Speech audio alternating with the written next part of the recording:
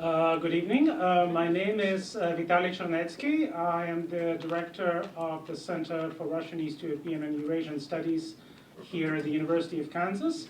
And it is my great pleasure and great honor to welcome everyone present to our spring 2016 Palij lecture. As you know, thanks to the general endowment from the Palij Family Fund, the University of Kansas has for now for a number of years been able to bring distinguished guest speakers, both prominent cultural figures from Ukraine and scholars working on Ukrainian topics. It gives me a particular pleasure to welcome our guest here tonight, as for more than 30 years now, he has been arguably one of the defining figures of the Ukrainian literary and cultural landscape, certainly the leading Ukrainian author of his generation, and someone whom it has been a great privilege for me to know personally. It will soon be 20 years. We met in the summer of 1996. But that is the less important part. The more important part is that we are delighted to have Yuri Andrukhovych here as part of our series. And before going on to saying a bit more about our distinguished guest tonight, I just would like to remind everyone that the Center for Russian, East European, and Eurasian Studies has a very robust program of cultural events, lectures, conferences, film screenings, and others. I strongly encourage you to follow our calendar. Please like us on Facebook. Please follow our Twitter feed and check our webpage. There is also an email list for which you can sign up. We have several prominent events that are coming up later this semester that are related to Ukraine. On April 15th, we will have our annual mini-conference on security issues, where one of the panels and our keynote speaker will be focusing on Ukraine. And at the end of April, since this year we are marking the 20th anniversary of the Chernobyl nuclear accident, we'll have a distinguished speaker and environmental studies scholar, Andrukhovych from the University of Vermont, who will be giving a lecture that will be co-sponsored with the environmental studies program. Additionally, I would like to emphasize that we are very lucky to have a strong and rich tradition of ties with Ukraine and cooperating with Ukraine that KU has. Our university was a pioneer which signed an agreement on cooperation with the Ivan Franko University in Lviv, the oldest continually operating university in Ukraine, as far back as 1991, even if a few months before the proclamation of Ukrainian independence, when the Soviet Union fell apart. And we have been operating a summer study abroad program in Lviv now for over 20 years. It began in 1994. And I would like to emphasize that this is a unique opportunity. KU currently is the only university in the United States that has its own in-house summer study abroad program in Ukraine, for which you can get credits from a distinguished Research One level American university. So if you are a student or you know some students who might benefit from studying in Ukraine this summer, please send them our way. The deadline for our applications has been extended slightly, but it will not be extended forever because we need to make sure that we process all the applications in due time and we are ready for the program, which will start at the beginning of June and which will be led by our own faculty member, assistant professor in the Department of Slavic Languages and Literatures, Alexandra Wolo, will be the leader of the program. So Thank you for that, for paying attention to this general part of the introduction. Now, a few more words about our distinguished guest, and I'm going to reach and grab a few books, so there'll be a slideshow and tell here.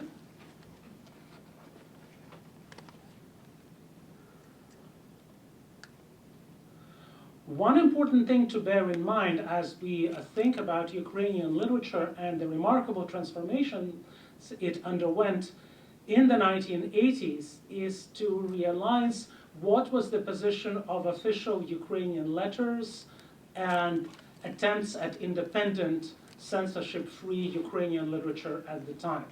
The dominant official Ukrainian literature was in the state of deep crisis, and most importantly, it was a literary situation that prevented developing strong bonds between the writers and the broader reading public.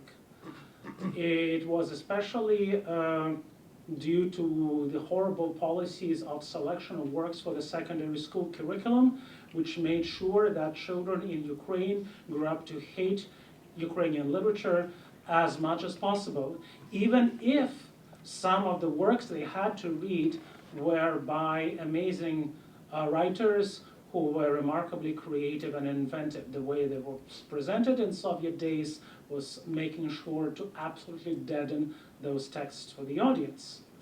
So it required a lot of effort and a lot of daring for a group of young writers to radically shake up that settled and even a bit stale environment that was dominating Ukrainian letters in the what was known in the final years of the Soviet Union as the stagnation era, the 70s, the early 80s. And they felt that it was highly important to create something radical, new, energetic, cheerful, to bring in younger audiences, to open Ukrainian literature and broader culture to a new, wider public. To quote, I hope you will forgive me, there's a famous Canadian stand-up group called Kids in the Hall, and in one of their skits, a character from Kids in the Hall said, "I can make the word Canadian sound sexy." So I would argue that this group of young Ukrainian writers dared to do something similar for Ukrainian letters at the time in the middle of the 1980s. And a central person in this movement, in this radical transformation that really became a total change, a paradigm shift in Ukrainian culture, is our guest tonight, Yuri Andrukhovych. He began writing, as many young people do, at a fairly young age, but his first book of poetry was published when he was 25 years old. And at that time, he had also begun to write prose, and his first cycle of short stories was published a few years later and was even adapted into a critically acclaimed film called Oxygen Starvation. But it is as a poet, together with two fellow poets, two other buddies, that the three of them created a wonderful, subversive, and irreverent literary experiment with a great onomatopoeic, playful name, Boo-Ba-Boo. Boo-Ba-Boo is a literary group consisting of three writers, our guest, Yuri Andrukhovych, and his two friends, fellow writers, Alexander Irvanets and Viktor Neborak. And last year, we marked the 20th anniversary of the coming of that group into being. 30, sorry. Thank you for correcting me. I wish we were also a little bit younger, irreverent and playful, where those my young days, when I had flock of seagull style hair and all those other kind of things. They're long gone. So, anyway, 30 years ago, the group began, and next year will be 30 years since their first group public reading which happened at a theater in Kiev, and that was the explosion of a happy, joyful, irreverent bomb in Ukrainian cultural scene. It is something that made Ukrainian literature and contemporary poetry in particular fresh and vibrant and attracting audiences, young and old. It brought back the situation where these young poets were, without exaggeration, I would say, like rock stars, as they deserve to be. And this has continued for quite a long time since then. But that period, especially that wonderful, fascinating period of the late 80s and early 90s, was indeed a time of this great carnivalesque transformation of Ukrainian literature.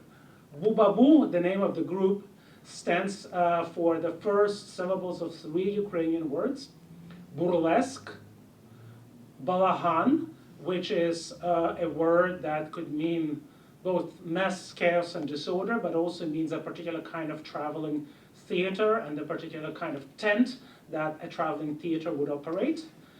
And buffonada, which means a word from Italian in origin, means buffoonery, playfulness. And their work was playful, but it was also playful in a serious sense. The authors of the group were able to take many of these philosophical underlying issues very seriously and channel them into texts that were reaching out to different audiences, that were exploring new horizons, and that also were about a text being on a page, a text being read, and a text being performed in public. It's not by accident that their first reading happened in a theater, and there were several other major Bubabu events that took place in theaters, including 2 really famous ones that took place at the Lviv Opera House, one in 1990 and the other one in 1992.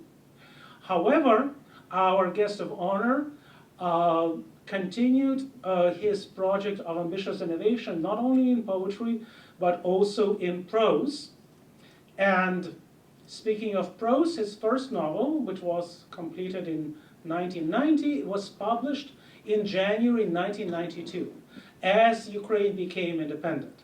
In the first post-independence issue of the leading Ukrainian monthly, Suchasnist, Modernity, Contemporaneity, it had the photograph of the first president of post-Soviet independent Ukraine at the time, Leonid Kravchuk on the cover, and the featured work, in the pages of that issue was this novel, Rekreacji, Recreations.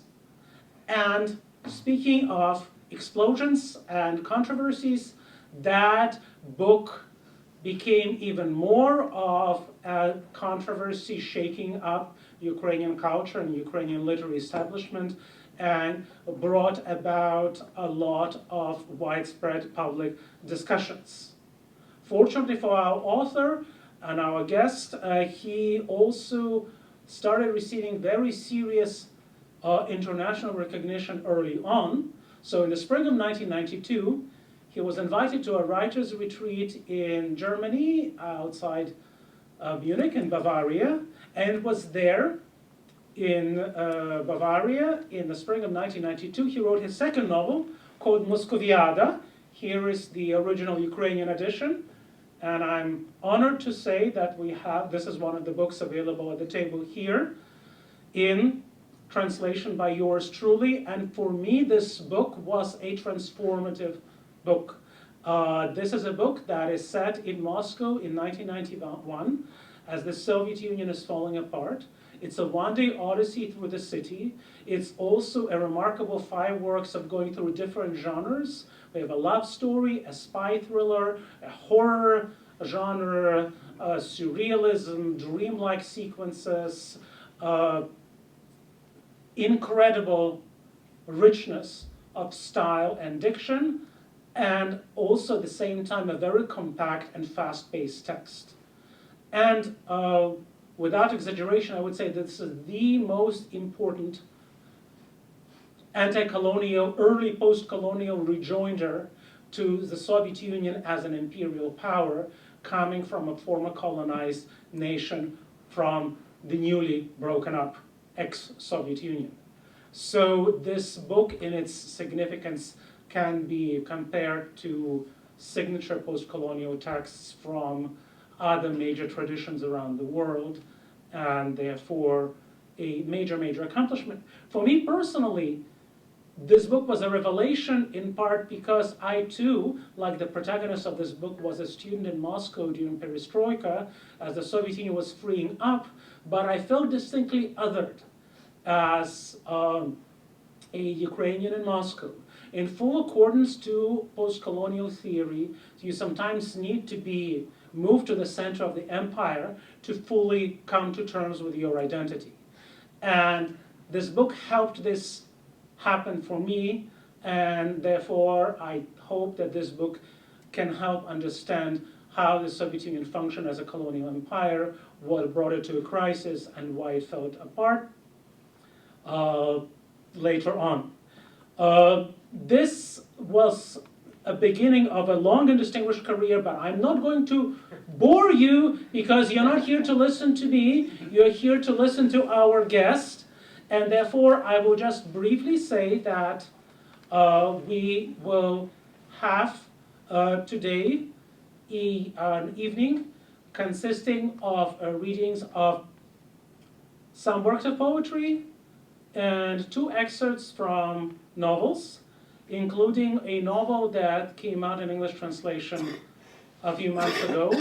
Again, I'm very honored to say that it's in translation by yours truly, but that's not why it matters. It matters because our guests provided the text for me to translate.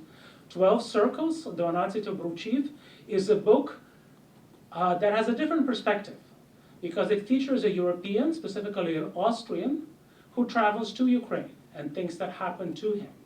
So the broader topic, as you can perhaps guess, is Ukraine not an isolated phenomenon, but Ukraine as a part and parcel of the broader cultural dialogue. One of the most important aspects of accomplishment of our guest is that he never, in his creative work, in his nonfiction writing, in his public speaking and other events, he never looks at Ukraine in isolation. Ukraine is always interwoven into multiple broader communities and therefore remains hugely relevant for all of us, whether we have ties to Ukraine in terms of personal background and intellectual interests, or we just want to be informed citizens of this wider planet.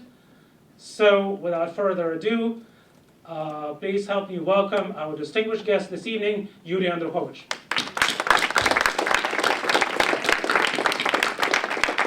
A quick announcement is that our guest will be able to answer questions from the audience in English, but he'll be reading his original work in Ukrainian as translations will be projected on the screen as a PowerPoint. So you have a chance of both hearing how it sounds in the original and being able to follow in English. Good evening. Dobry вечір.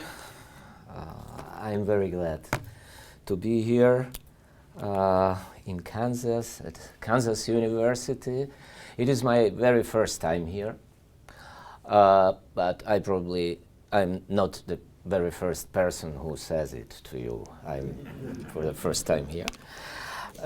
Thank you very much, Vitaly, for your excellent introduction, after which I can just spoil everything, but I will try to do my best not to spoil it.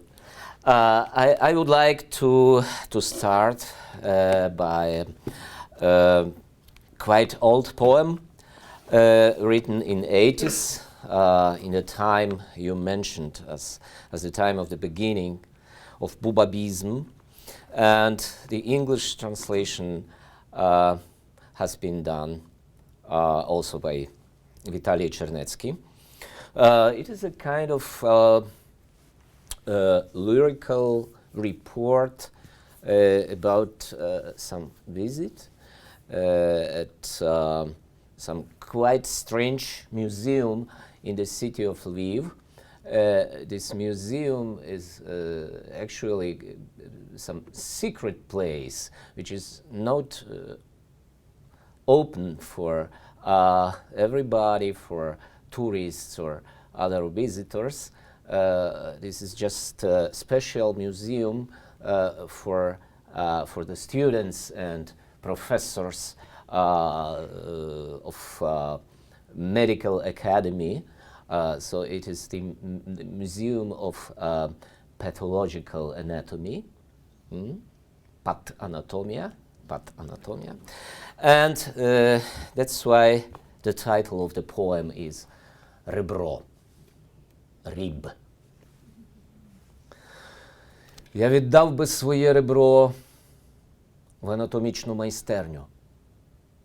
Там велетенські серця різників і коханців, обвислі й надуті легені курців, трубачів і складувів, меланхолійні пияцькі нутрощі, татуйований орден героя, акурат над соском, і руки останнього ката по 12-тім вироку. Ані слова про інші витвори. Я віддав би своє ребро. Може, щось вийшло б із нього. Якась рибина, чи жінка, чи гілка забутого дерева гінко. And the second poem is the first poem of the cycle, poetic cycle called India. It is going to be also translation made by Vitaly. But yes, this entire India cycle has 5 poems. I'm going to read just the first of them. I will try to do it, to read it by heart, and I just have to say, it is not about the country which we know as India. It is rather some image, or maybe some of images, imagination of medieval European about some very, very, very exotic and mystical country somewhere on the edge of the world, and it was imagined in that way at the time as the people imagined our world, our earth, as something which is flat and which is something lying in ocean. Індія починається з того, що сняться сни про виправу на схід. І вони сюжетні. Вони, наче фільм, по якому блукаєш героєм з ухом. Просто чуєш сурму, або гонг, або дзвін води, або голос, який шепоче: «Устань і йди!» Але ти не певен, чи з серцем почув, чи вухом. Індія – це не зовсім півострів, це материк, що межує з нічим. Ані атлас, ані словник не враховують факту, що світ оповитий Нілом. Що зірки на небі – це тільки одна з вистав у театрі Бога. І, видно, час не настав. Площину нам легше вважати кулею, тілом. Ми вважаємо кулею те, що пласке, мов корж. Але ти, почувши різке й наказове «марш!», добуваєш меча і рушаєш на схід, аби вмерти. І лаштуєш загін веселих і злих зарізяк, і вони в поході співають приблизно так, як ангели у небі, нічні херувимські концерти. Площина – це пустелі й царства, хребти, міста, над якими лишень атмосферна густа висота, всім ворожих небес. І яка з них розрада чи манна? Тільки втративши коней і друзів, увесь обоз виноградною впертістю кручених, битих лоз, ти проб'єшся туди, де доречне слово Рахманна.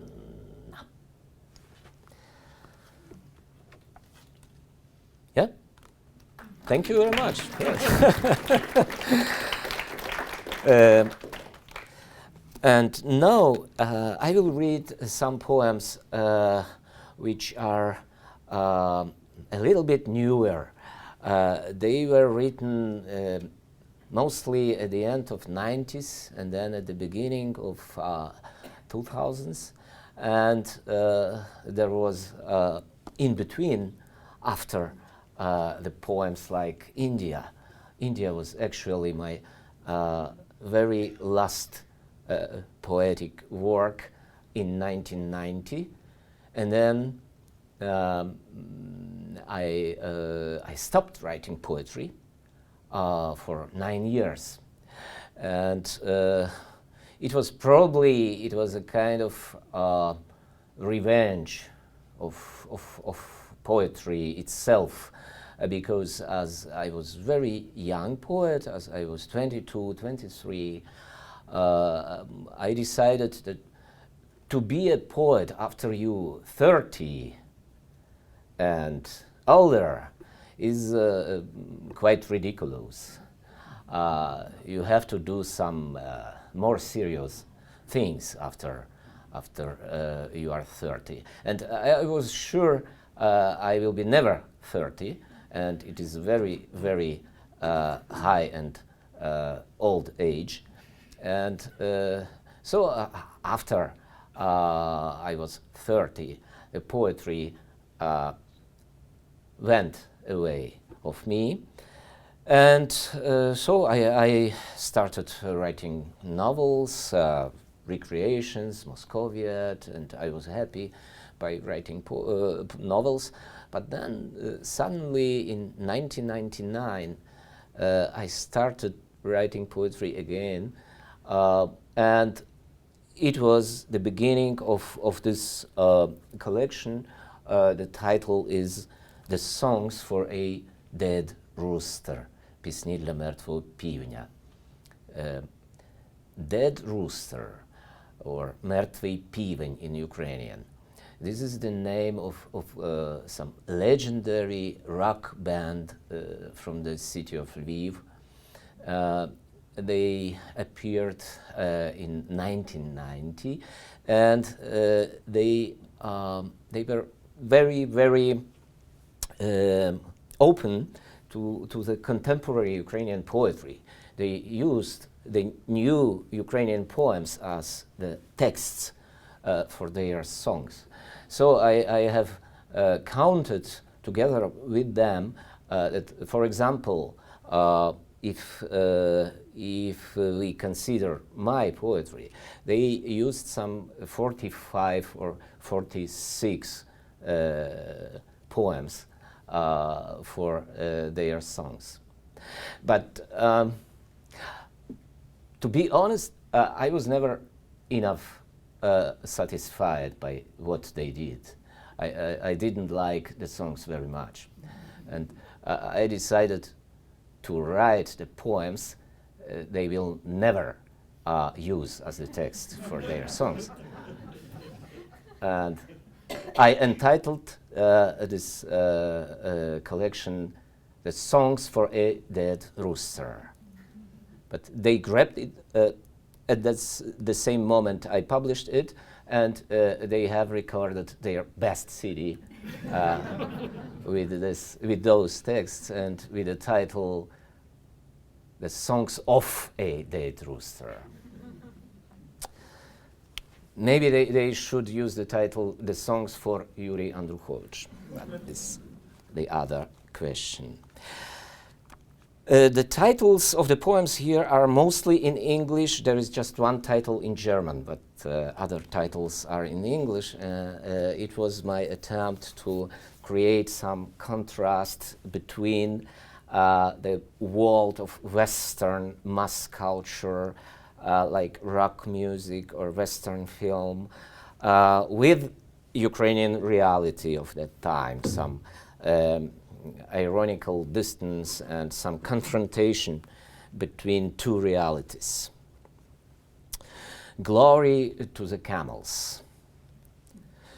З нас вийшла настільки чудова пара, що ми годилися навіть для рекламного кліпу.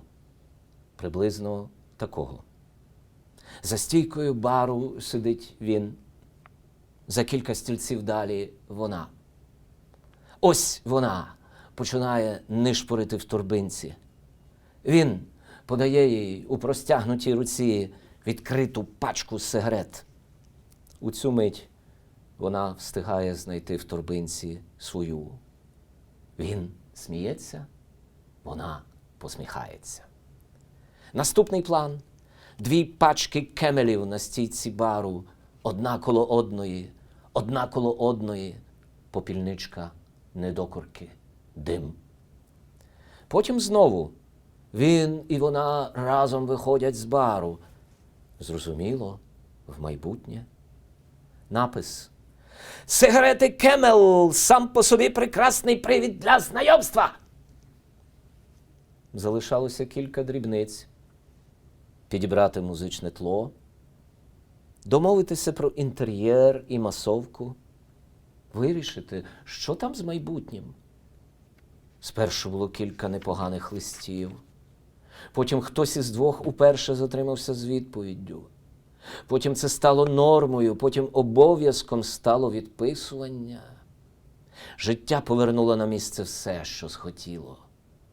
Тепер залишається думати, а чи було взагалі щось крім диму? Але якої холери ти, монстре, чавив свої жовті недокурки в попільничці, так розпачливо, ніби погонич верблюдів, помилково допущений до пристойного товариства. Of course, you can see here, yeah, thank you very much. You can see here it has been written in the time when smoking in the bars was permitted. You never can write such a poem today, I think, both in United States and in Ukraine too. The next poem, guess who was my guest. It's not about Ukraine, but still with some Ukrainianness in it. Повісивши на ручку дверей трикутник з написом «Do not disturb, please». Готельний злодій зачиняється в моїй кімнаті. Його цікавлять гроші і коштовності. Мене, власне кажучи, теж. Виявляється, в цій країні так само є злодії. Один з них саме переглядає шухляди, мої фотокартки, записники. Чому в мене їх 2? Якого біса я досі не звів усі адреси в один? Делікатно перетрушує вміст валізи.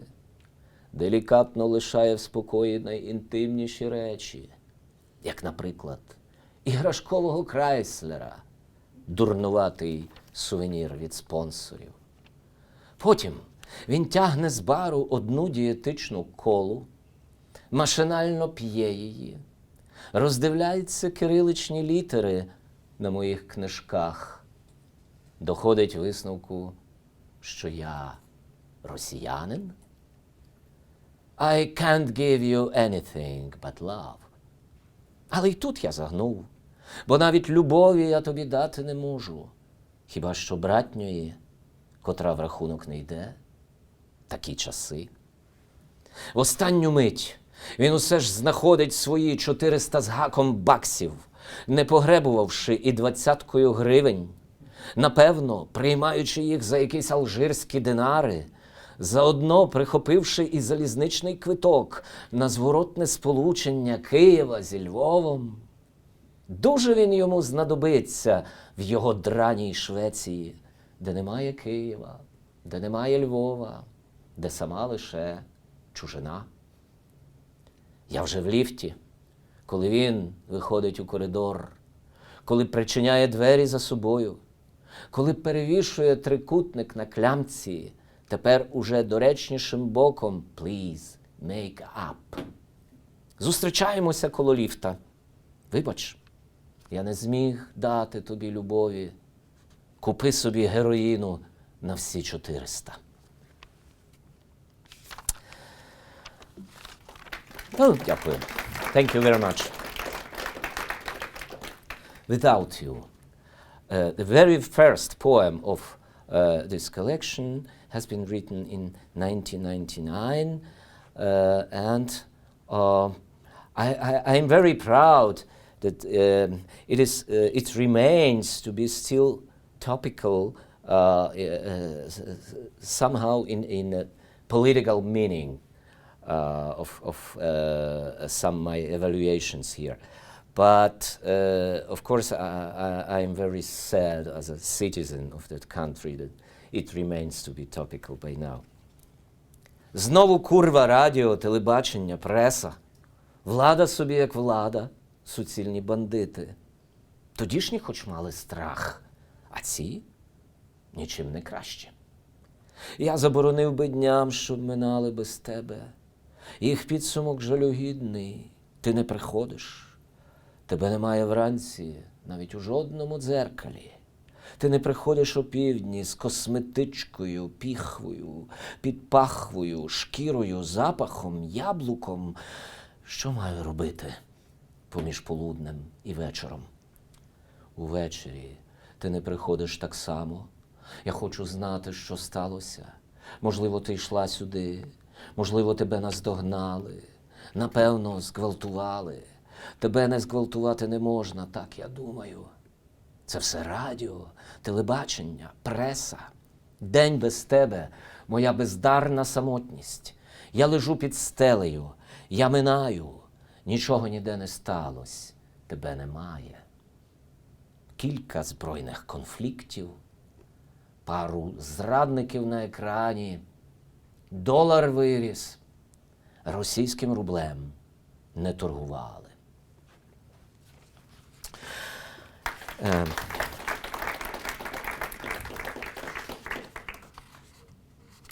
And without you too,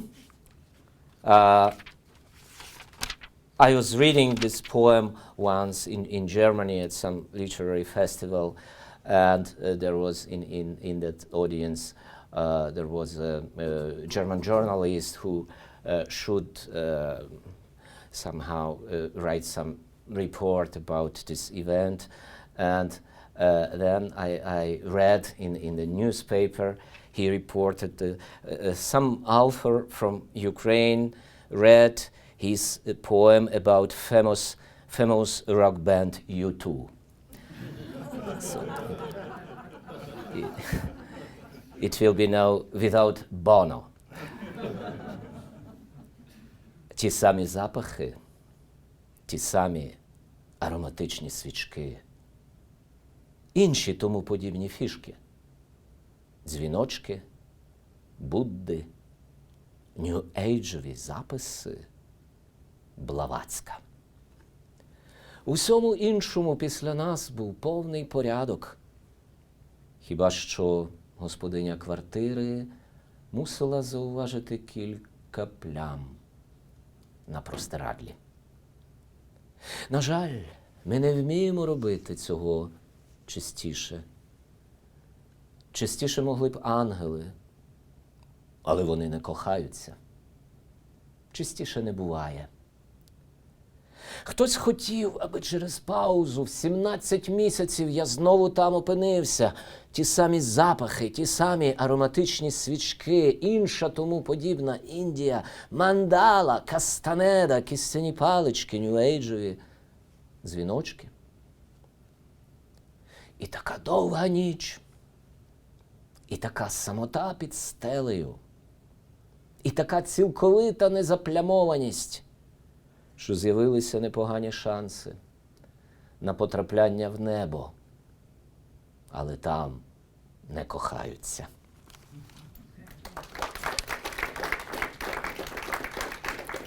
Thank you very much. The next poem, Welcome to My Foolish Dreamland.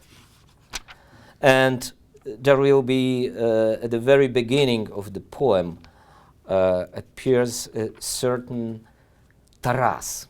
So it is not the biggest Ukrainian poet and the father of Ukrainian nation, Taras Shevchenko. It is just Taras Prochasko, my good friend, a contemporary writer from living in the same city where I'm living. And he wrote once a very clever and very sentimental essay about the alarm clocks. And it was a kind of challenge for me to do something about the same topic.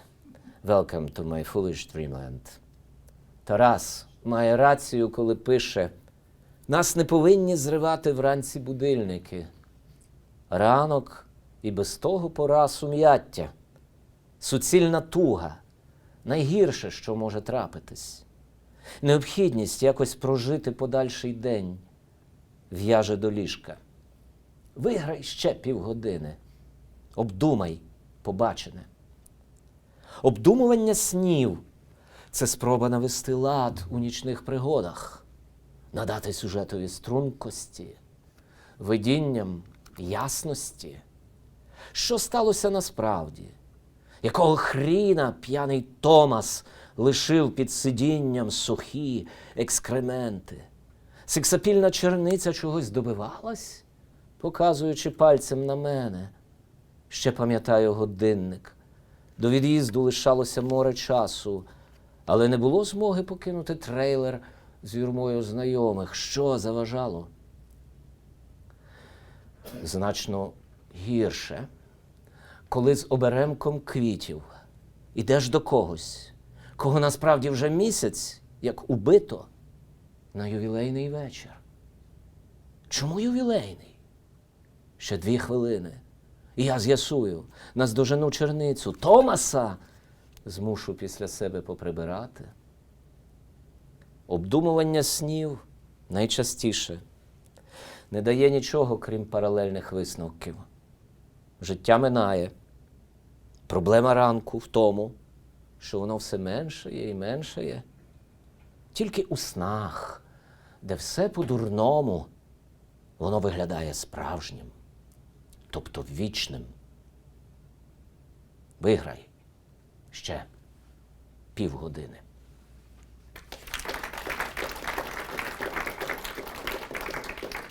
And now the last poem for tonight.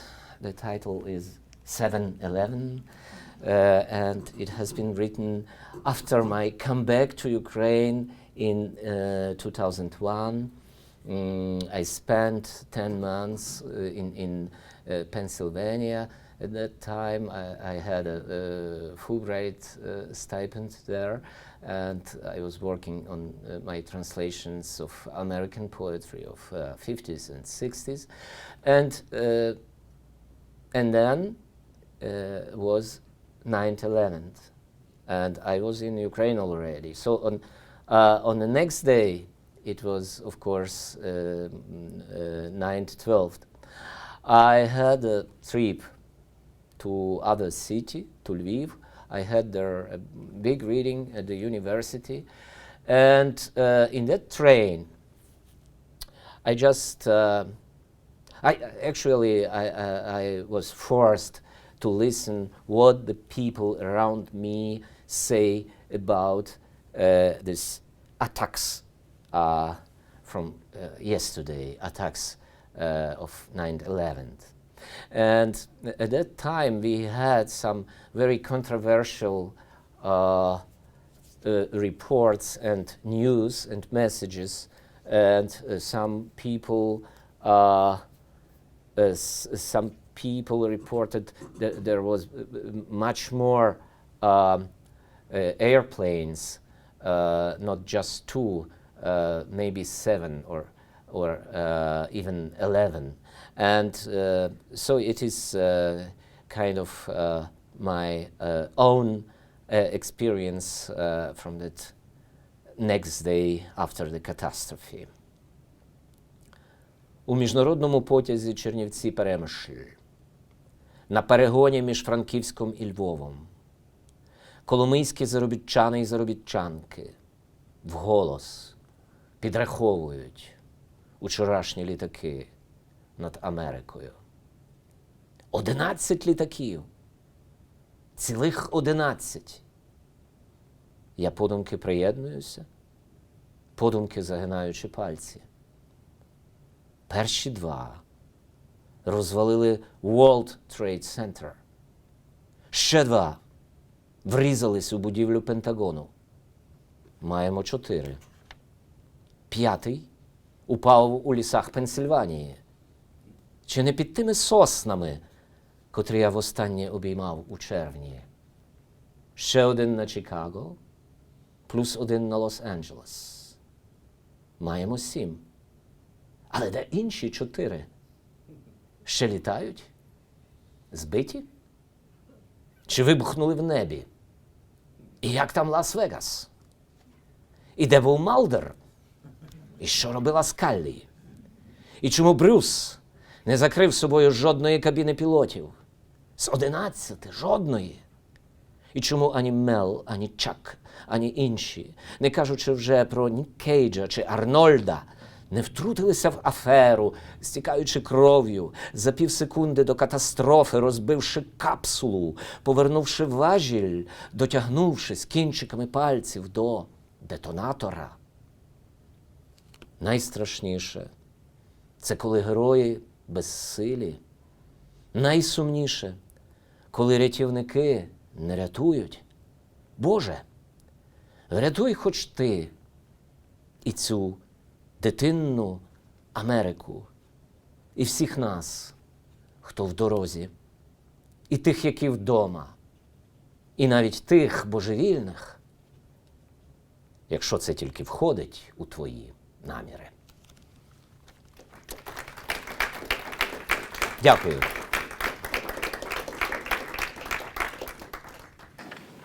As we are now going to have a transition from poetry to prose, I would like to take this opportunity to have a first break for a Q&A, and I have my own question, which actually stems from something that I neglected to emphasize in my introduction. Please bear with me. Hope I'm not exhausting your patience. And that one has to do with the regional diversity of Ukraine, and specifically the part of Ukraine our guest is from, which is the historical region of Galicia. And my question to you would be, how do you see the difference between the literary environment of Galicia and the rest of Ukraine as you were coming into an age, as you were becoming a writer? What were the crucial differences and what helped you, perhaps as someone coming from Galicia, what perhaps hindered you, created difficulties? Oh, okay, thank you very much. I don't think there was some crucial difference.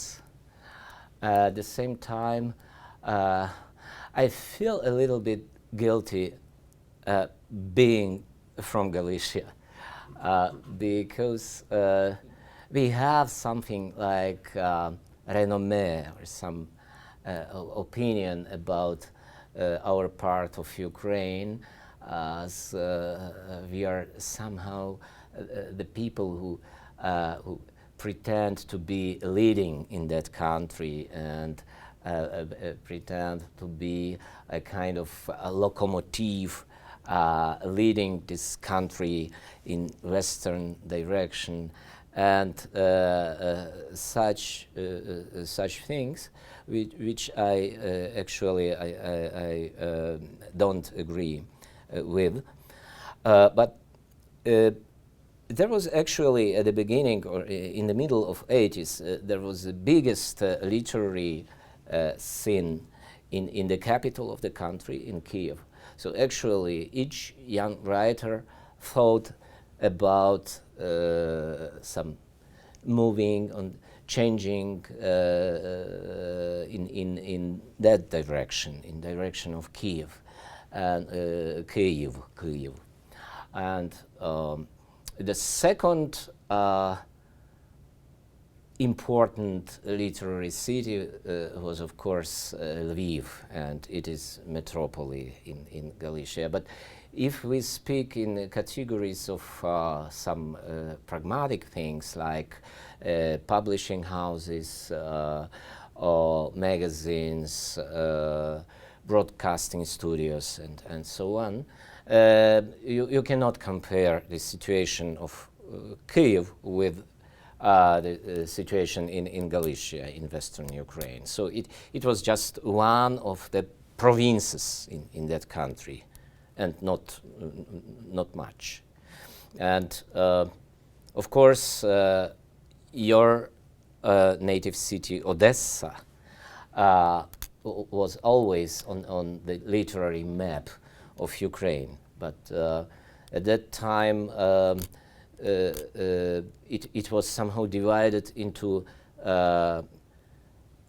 Russian and Ukrainian literature. Even the writers who lived in Ukraine but who wrote in Russian, they were somehow classified as the Russian writers.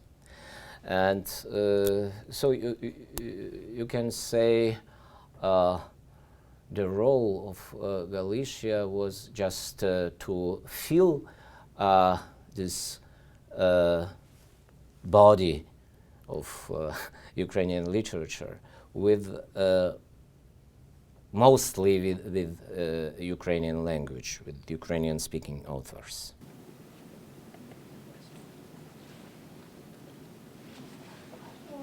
Питання від місток України стосовно вашого нещодавнього перекладу. Від кого? Феміністок України. А від феміністок? В нещодавному перекладі ви вжили, як переклали chop logic, which is chop logic is not like women logic. Але чомусь ви переклали, що так, оце та дамська чи бабська логіка з любові. У нас зараз таке питання обговорення дуже широко розповсюдженої мізогінії в Україні.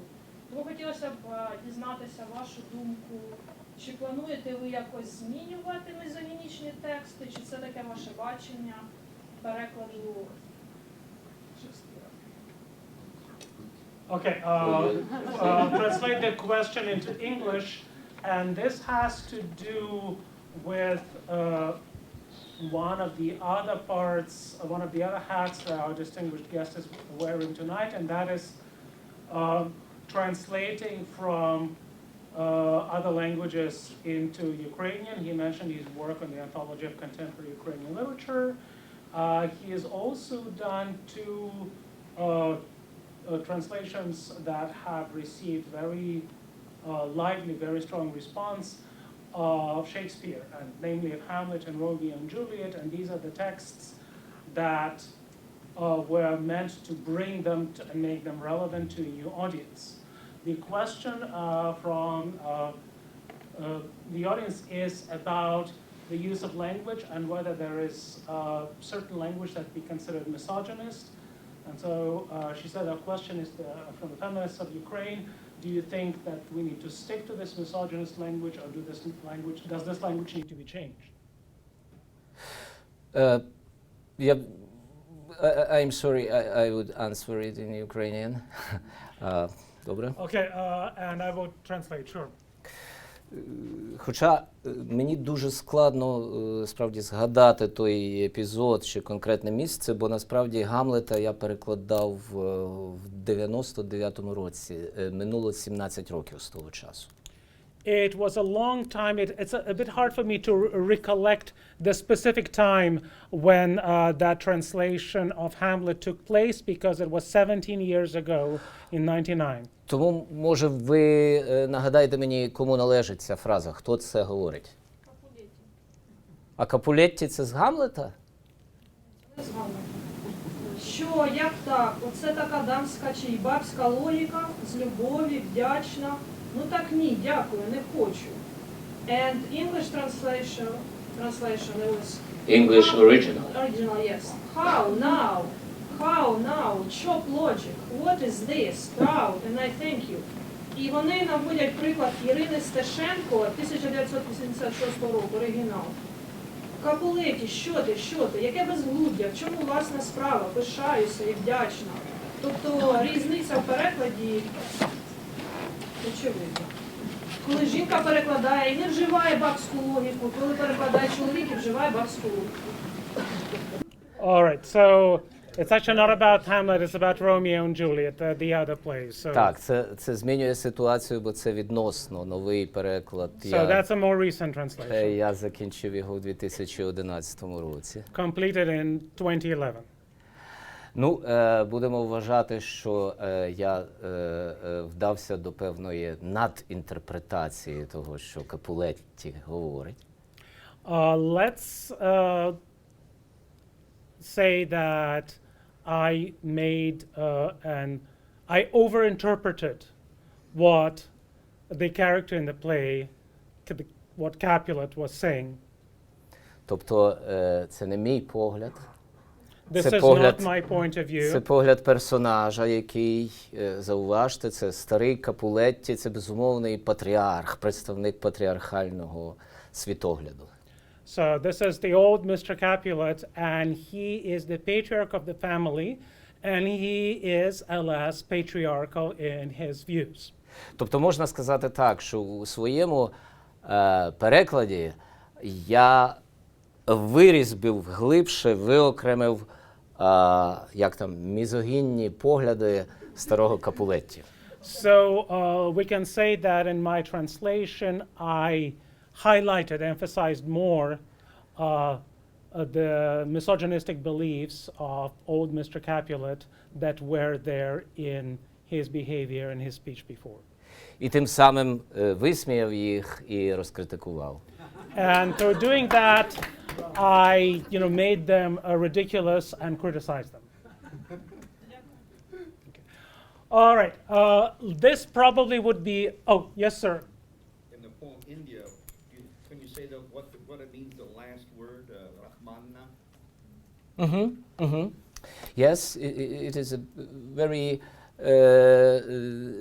close to Sanskrit word Brahman, and we had in ancient Ukrainian culture some legends and some fairy tales about the people who are in Ukrainian, they call them Rahmane, so Rahmans, some magic people, magicians living somewhere on the other coast of the ocean. And yes, there is some reason to think it is quite, it is like an echo of this Sanskrit word. And Rahmanna is adjective, прикметник. Adjective. Yes, from this notion, Rahman, Rahmanna, Rahmanny, is masculine and Rahmanna is feminine of this word. So it is like back to this India, to the roots of this strange, exotic, but at the same time somehow holy people, magicians of that world. All right, let's maybe hold the questions until we go on with the prose, because the evening time is flying by. You'll get a chance to ask your questions, I promise. Yes, I will read a few pages. They are the last pages of my novel Moscoviat. Vitaly told you about more or less about the plot, about the situation which is depicted in that novel. So the very last months of the Soviet Union, and the main figure, the protagonist, which name is Otto von F., but he is Ukrainian poet, not the German one, and he's studying in Moscow, and he's witnessing the collapse of the Soviet Union, collapse of everything, of the Soviet Empire. And he is quite glad to see it. And sometimes he composes some letters to a certain person who should be Ukrainian king. At that time, we had in Ukraine some idea about Olelko II, Olelko II, who probably lived in Spain, was a Spanish citizen, and who had some ambitions and some motifs and arguments. He comes from the medieval dynasty of Ukrainian monarchs. He is a kind of Ukrainian king of today. So the hero of the novel, Otto von F., writes his letters just in his mind. He doesn't send the letters to the king directly, but he's always talking to him, and this is the very last letter. Площа Київського вокзалу, ваша королівська милосте, була затоплена. Цілоденний дощ, який не вщухав ні на хвилину, спричинився до великого виверження вод. Ущент забиті піском, попелом, трояндами, паперами, голубиним пір'ям, масками, мертвими щурами та іншим непотребом каналізаційні стоки не приймали вже нічого. Всесвітній потоп робився дедалі очевиднішим. Москва переставала існувати. Видершися з метро, я опинився майже по пояс у чорних дощових водах. Тримаючись на поверхні лише завдяки волі і своїй торбезі, я сяк-так догріб до перонів. Бо я пам'ятаю про існування 41-го поїзда. Він вирушає з Москви близько 12-ї ночі. За кілька хвилин 12-та він вирушає з Москви, аби прибути до Києва.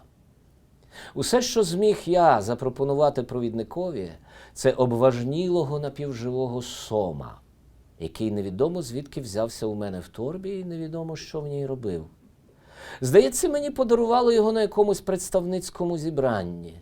Таким чином я отримав свою законну третю полицю, але ви все одно не відаєте, що це таке, ваша величавосте. В загальному вагоні такими пересуваються в пошуках сенсу життя добрих 3/4 вашого знедоленого люду. Розстелив на згаданій третій полиці свій плащ і останнім зусиллям пропхав бідне знемічніле тіло своє у вузеньку продухвину поміж стелею вагону і полицею. Тут я лежатиму, певно, аж до Києва, ховаючись від ревізорів, контрабандистів та прикордонників. Тут я нарешті заснув. Це сталося, як тільки рушив поїзд. І це триває досі. Бо я страшенно хворий, ваша ясносте. Маю шалену гарячку, від якої губи вкриються на ранок лишаями. Розпухле коліно маю. Певно, десь танцював і послизнувся. Маю безліч алкоголю в крові, більше, ніж самої крові. До того ж маю кулю в черепі. Недалі як годину тому я, здається, покінчив із собою, пустивши собі в голову кулю з пістолета якоїсь радянської системи, мабуть, Макарова. І тепер цей чудовий, затхлий, повний розм'яклих тіл людських поїзд несе мене геть від Москви. Адже не можна довго засиджуватися в тому місті, де ти покінчив із собою. Слід обов'язково кудись пересуватися. А я пересуваюся додому, ваша гідносте. Існує така країна, де живуть ваші піддані. Розумію, вам, народженому десь у тропічній Африці, на віллі Україна, звиклому до Еспанії та Швейцарії, тяжко собі уявити щось подібне. Однак це правда, ваша милосте. Така країна існує. Вона не вигадана для вас, вашими радниками, астрологами і капеланами. Адже найпримхливіша, найбожевільніша людська уява мусить відступити перед справжністю цієї країни. Вона до болю справжня і нічим не захищена від Сходу, навіть горами. Якби свого часу хтось, хто роздає географію, порадився зі мною, то нині все виглядало б інакше. Але він розмістив нашу країну саме там, де йому схотілося. Дякуємо і за це. І що зробив нас м'якими та вайлуватими, терпеливими, лінивими, добрими, і що зробив нас байдужими, заздрісними, довірливими, зробив хитрими, боязкими, сварливими, зробив недбалими, покірними, співучими. Дякуємо йому, бо могло бути і гірше. Дівчат дав нам гарних. І негарних теж дав. Поетів незрозумілих, а священників недорікуватих. Короля дав нам далекого. Іноді нам сниться Європа. Приходимо вночі на берег Дунаю. Щось таке пригадується. Теплі моря, мармурові брами, гарячі камені, видкі рослини півдня, самотні вежі. Але довго це не триває. Отакий він переважно є, ваш народ. Іншого, ваша милосте, не маємо. Ні ви, ні я. Колись він і вас, і мене любитиме, а поки що їздить у жорстких московських вагонах або спить по вокзалах, тьмяний, сірий, повільний. І що з ним станеться далі? Не знаю. Проте дуже хотів би знати. Бо я сьогодні не втікаю, а повертаюся. Злий, порожній, до того ж із кулею в черепі. На дідька мене комусь треба. Теж не знаю. Знаю лишень, що тепер майже всі ми такі. І залишається нам найпереконливіша з надій, заповідана славними предками. Якось то воно буде. Головне – дожити до завтра, дотягнути до станції Київ і не злетіти к бісовій матері з цієї полиці, на якій завершую свою невдалу довколосвітню подорож.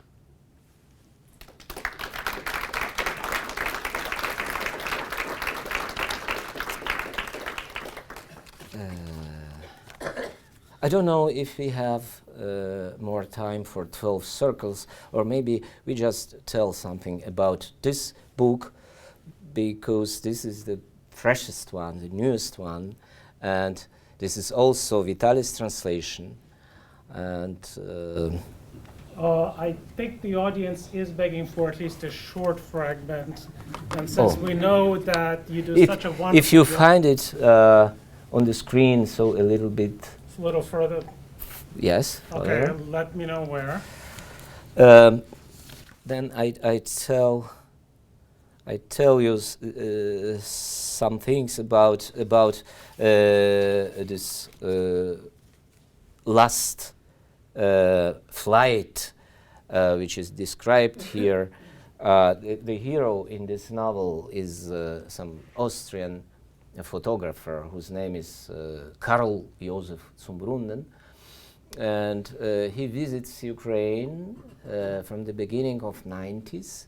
He discovered something, some country in the very east of Europe, and he makes his project as a photographer there. And he fell in love with this country without saying any word in Ukrainian, which will be a main reason of his death in Ukraine then, at the end of the novel, because he was killed by two Ukrainians because they just didn't understand what he wants. He didn't want to kill him, actually. And his big love is a Ukrainian woman. Her name is Roma Voronich, and she is working as an interpreter for him sometimes, because he teaches German at the university, and her husband is a poet in a middle life crisis, Artur Pepa. And this is a triangle of these three persons. And what I'm going to read is the night flight, because after his death, Karl Josef Zumbrunn goes west. He became just a point of light. He became just a drop of something, of spirit. And he flies westward, as all dead people do it in that way, flying westwards, out of light, out of sun. And so he reaches Vienna, and there is his last examen,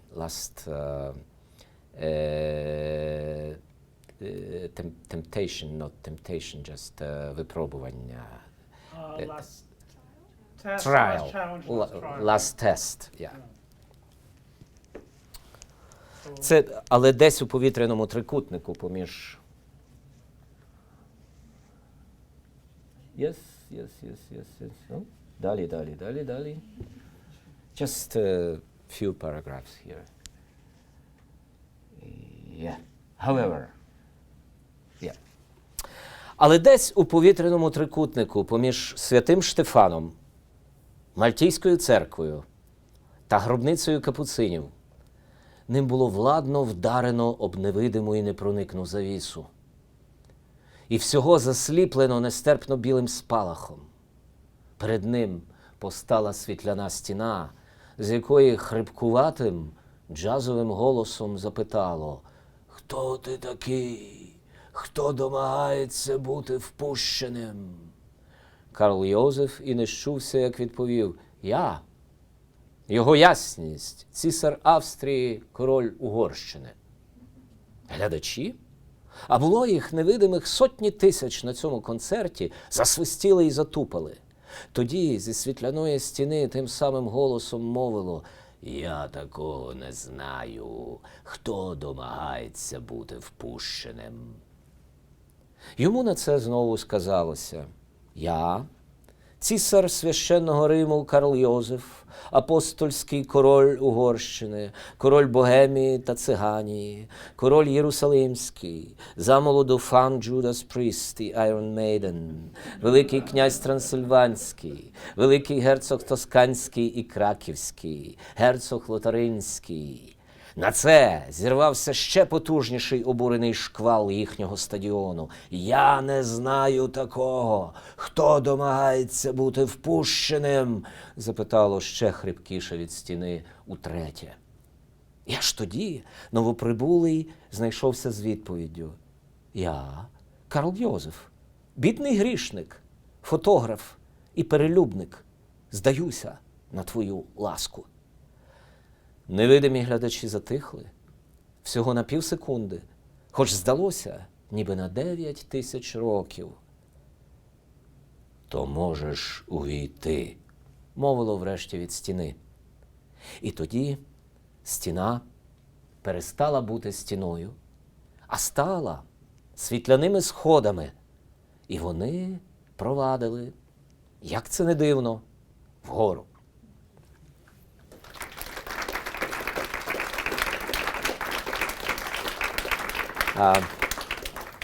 If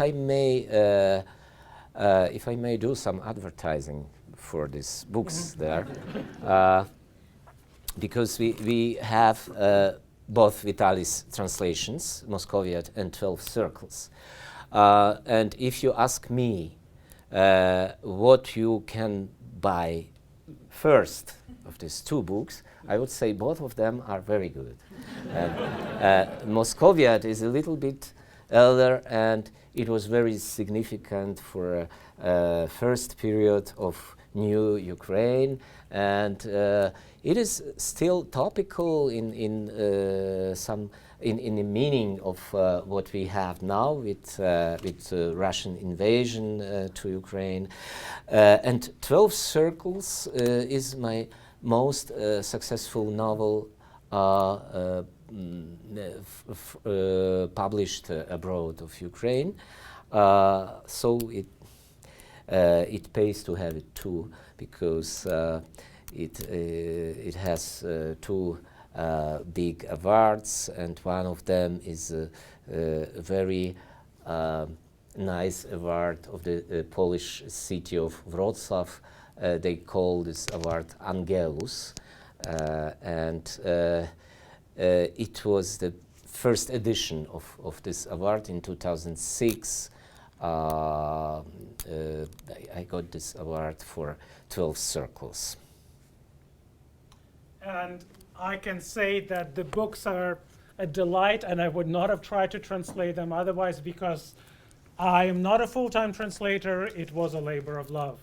And thank you again, Yuri, for providing this opportunity.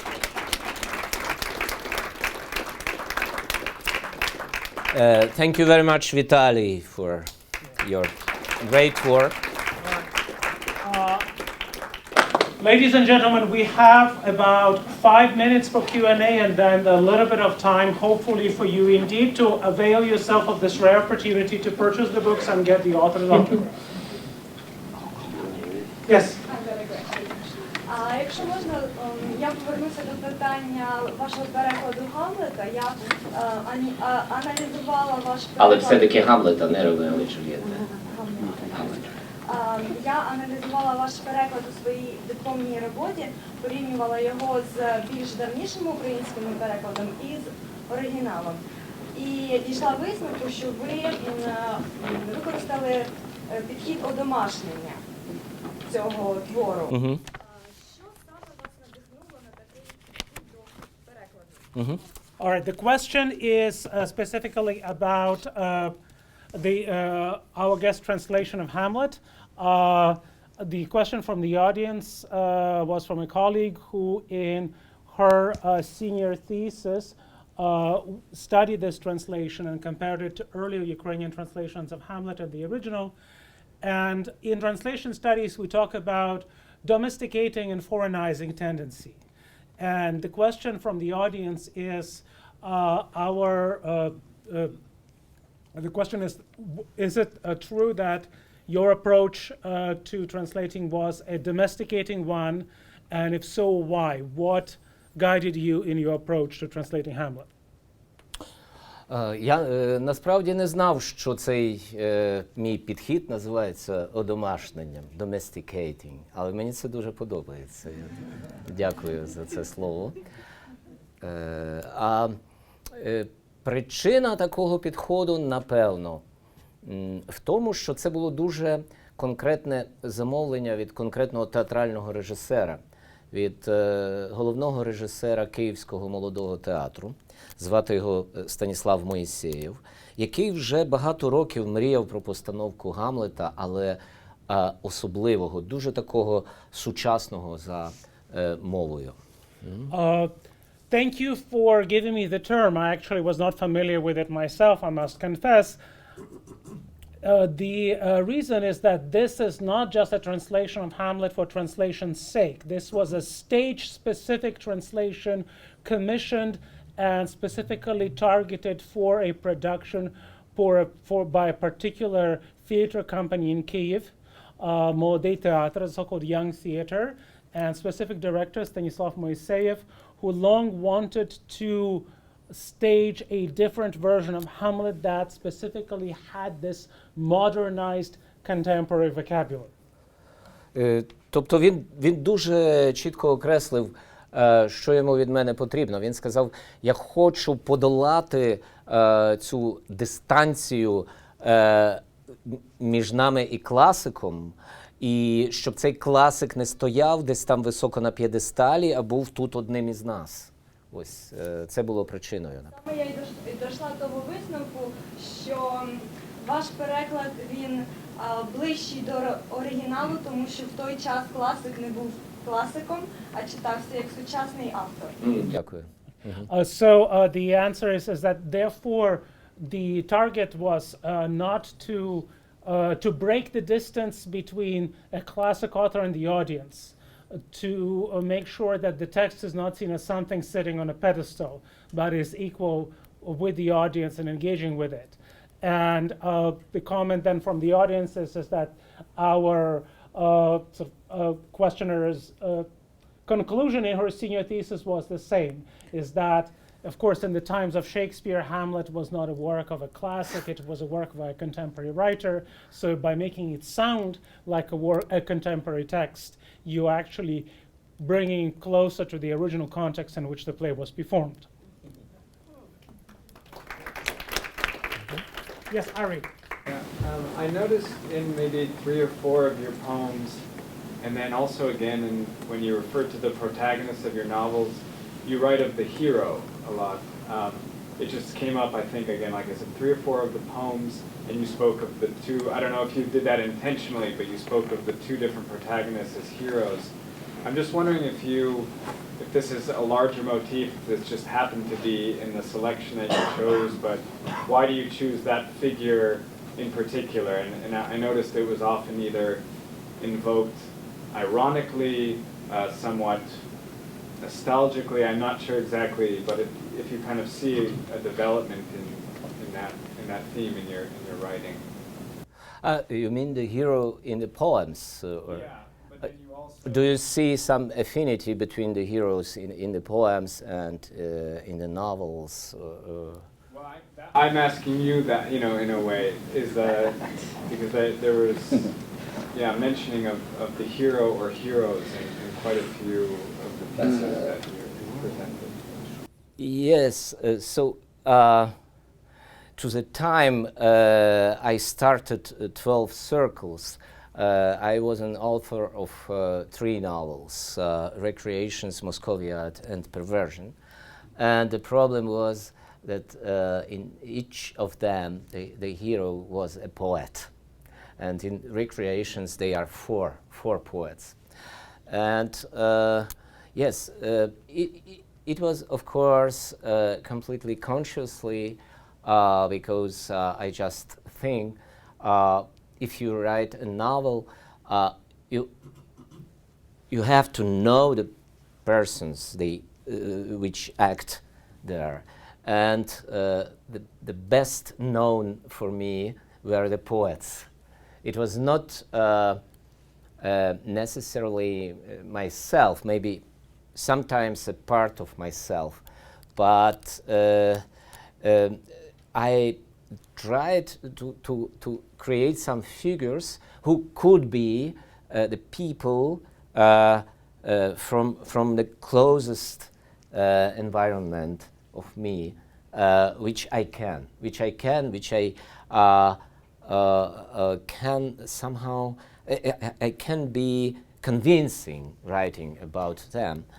And the idea to find some new hero came before I started 12 Circles, but a new hero in the meaning not a poet, but there is also a poet, as I said, Artur Pepa, but the hero of this novel is a photographer, which is actually not very far away of poet too. And maybe I will write something about I don't know, doctor, engineer, lawyer, but for the time being, it is still interesting for me to have the poets as the figures in my prose. Let me take this opportunity again to thank our guest and thank you for being here tonight. We do have a little bit of time for availing the opportunity with the books being here and our guests being here as well. And a little bit of time if you'd like to ask questions personally. Thank you again, everyone, for being here. Thank you very much. Do zустрічі. I hope I see you again.